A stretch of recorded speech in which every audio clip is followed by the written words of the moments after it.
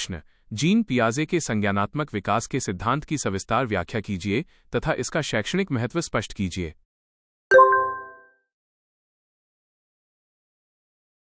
उत्तर: 1. प्रस्तावना। Introduction. Switzerland के प्रसिद्ध मनोवैज्ञानिक जीन पियाजे, जॉन पियाजे ने बालक के मानसिक या संज्ञानात्मक विकास पर ऐतिहासिक कार्य किया। पियाजे को विकासात्मक मनोविज्ञान का जनक माना जाता है। उन्होंने अपने ही बच्चों पर प्रयोग किए और देखा कि जैसे जैसे बच्चों की आयु बढ़ती है, वैसे वैसे उनके सोचने समझने और संसार को देखने का नजरिया बदलता है। पियाजे का मानना था कि बच्चे नन्हे वैज्ञानिक, लिटिल साइंटिस्ट्स होते हैं, जो संसार के बारे में अपने सिद्धांतों की रचना खुद सक्रिय रहकर करते हैं। ज्ञान ऊपर से नहीं थोपा जाता, बल्कि बच्चा वातावरण के साथ अंतःक्रिया इंटरैक्शन करके खुद विकसित करता है। 2. सिद्धांत से जुड़ी मुख्य अवधारणाएं, की कॉन्सेप्ट्स। पियाजे के सिद्धांत को समझने के लिए इन 4 तकनीकी शब्दों को समझना बहुत जरूरी है। स्कीमा, मानव के दिमाग में जो चीजें पहले से जमा होती हैं या सूचनाओं के संगठित पैकेट होते हैं, उन्हें स्कीमा कहते हैं। जैसे बच्चे के दिमाग में बिल्ली की एक छवि, 4 पैर, 1 पूंछ, उसका स्कीमा है। आत्मसातीकरण, एसिमिलेशन, नए ज्ञान को पुराने या पूर्व ज्ञान में सीधे जोड़ लेना। जैसे बिल्ली को जानने वाले बच्चे ने जब पहली बार कुत्ता देखा तो 4 पैर देखकर उसे भी बिल्ली ही समझ लिया। समंजन, समायोजन, अकोमोडेशन, जब नया ज्ञान पुराने ज्ञान में फिट नहीं बैठता तो अपनी पुरानी सोच स्कीमा में बदलाव करना। जैसे जब कुत्ते ने भौंका और बिल्ली ने म्याऊं किया तो बच्चे ने सुधार किया कि हर 4 पैर वाला जानवर बिल्ली नहीं होता, कुत्ता अलग होता है। साम्यधारण, संतुलन, इक्विलाइब्रेशन, आत्मसातीकरण और समायोजन के बीच संतुलन बनाने की प्रक्रिया को साम्यधारण कहते हैं। 3. संज्ञानात्मक विकास की 4 अवस्थाएं, 4 स्टेजेस ऑफ डेवलपमेंट। पियाजे ने बताया कि बालक का संज्ञानात्मक विकास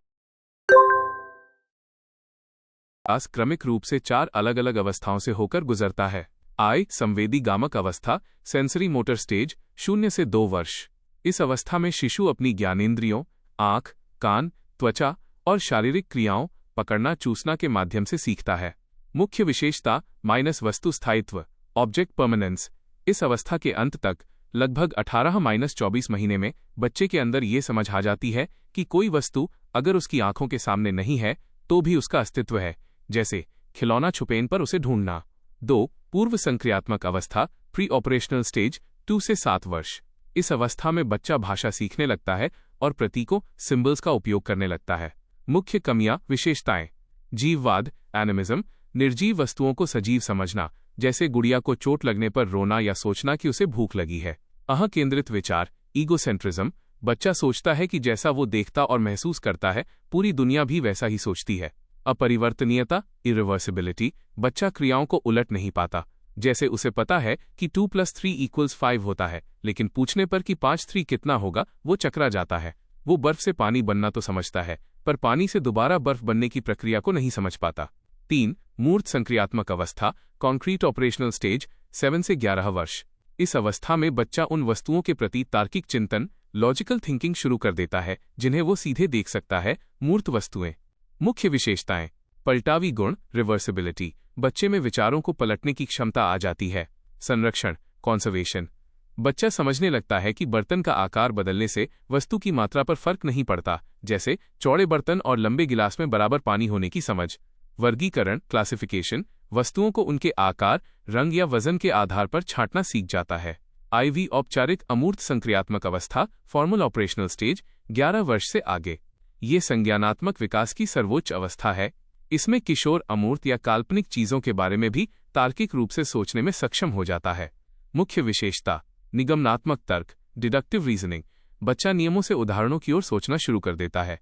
अमूर्त चिंतन, एब्स्ट्रैक्ट थिंकिंग, न्याय, स्वतंत्रता, ईमानदारी जैसे अमूर्त संप्रत्ययों, कॉन्सेप्ट्स को गहराई से समझने लगता है। 4. पियाजे के सिद्धांत का शैक्षणिक महत्व, एजुकेशनल इम्प्लीकेशंस। एक प्राथमिक शिक्षक, DLED प्रशिक्षु के रूप में इस सिद्धांत का कक्ष में बहुत बड़ा उपयोग है। 1. बाल केंद्रित शिक्षा, चाइल्ड सेंटर्ड एजुकेशन। शिक्षक को ये स्वीकार करना चाहिए कि बच्चे वयस्कों की तरह नहीं सोचते। पाठ्यक्रम और शिक्षण विधियां बच्चे की आयु और उसकी अवस्था के अनुसार होनी चाहिए। 2. करके सीखने पर बल, लर्निंग बाय डूइंग। चूंकि बच्चे नन्हे वैज्ञानिक हैं, इसलिए कक्षा में उन्हें रटाने के बजाय खुद प्रयोग करने, वस्तुओं को छूने और खोजने के अवसर, डिस्कवरी लर्निंग देने चाहिए। 3. सार्थक क्रम में शिक्षण। प्राथमिक विद्यालय 2 से 7 वर्ष के बच्चों को पढ़ाते समय चित्रों और प्रतीकों का अधिक प्रयोग करना चाहिए, जबकि उच्च प्राथमिक स्तर 7 से 11 वर्ष पर ठोस वस्तुओं मूर्त रूप के माध्यम से गणित या विज्ञान के नियम सिखाने चाहिए। 4. जल्दबाजी न करना।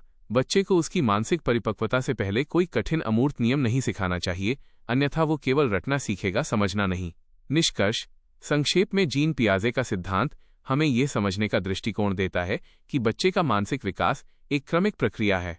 एक शिक्षक के रूप में ये सिद्धांत हमें बच्चों के सीखने की सीमाओं और उनकी क्षमताओं को सही ढंग से पहचान कर एक बेहतर शिक्षण वातावरण तैयार करने में मदद करता है।